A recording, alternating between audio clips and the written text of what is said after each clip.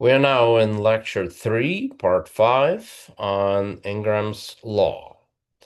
Here we're going to discuss our next thinker, Habermas, whom we've already encountered in this lecture, and his claim that it is rational deliberation that is the basis of democracy and constitution. Constitution thus guarantees rights that make rational deliberation possible. We're going to also consider a criticism of Habermas that what he proposes is not empirical enough and is possibly exclusionary. We may say that philosopher of law Habermas builds his case in a similar way as Arendt, as he also, like Arendt, takes it that democracy justifies and legitimates constitution. But for Habermas, it is our rationality that is the basis that necessitates both democracy and the constitution. For Arendt, it is our need for coordinated action that necessitates democracy. Whereas for Habermas, it is our rationality that does. Both take it that being human requires democracy. Habermas argues that the content of the Constitution are rights that are necessary for rational discussion and democracy. They are the rights that protect and are the rules of fair argumentation or rational persuasion. That is to say, in general, they are the rights to non-coercion or non-manipulation, which is how the only way that a rational discussion could proceed forward. More specifically, they are the rights that guarantee equal freedom to speak, associate, accept only that which everyone else can also accept, and so on. Rights for other conditions of that are necessary for rational discussion and persuasion.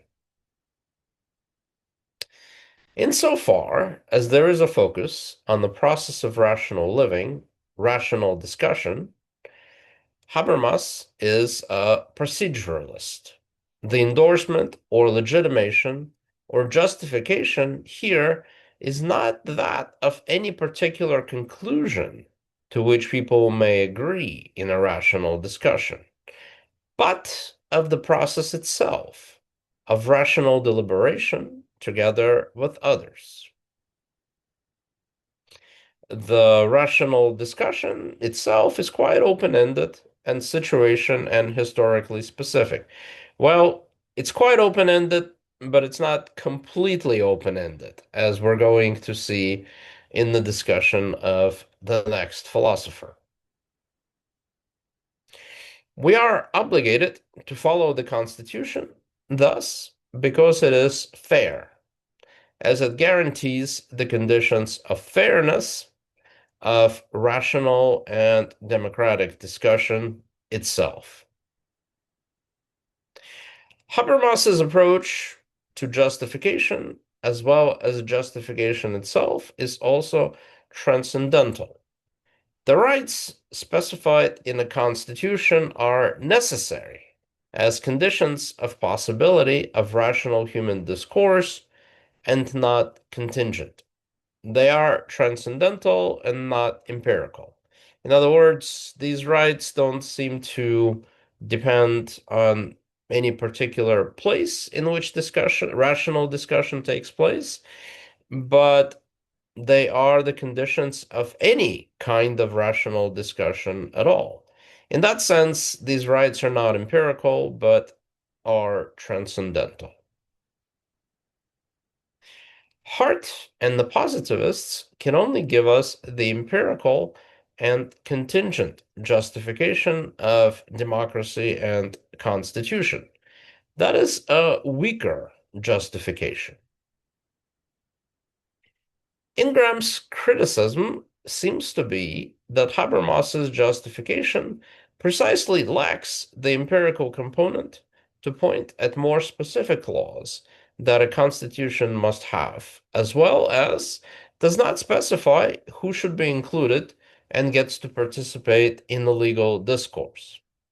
So, Habermas's account of justification and legitimation lacks the kind of empirical component that would explain what particular rights and laws should be chosen in particular situations, in particular constitutions, which may lead to that some people are marginalized and excluded.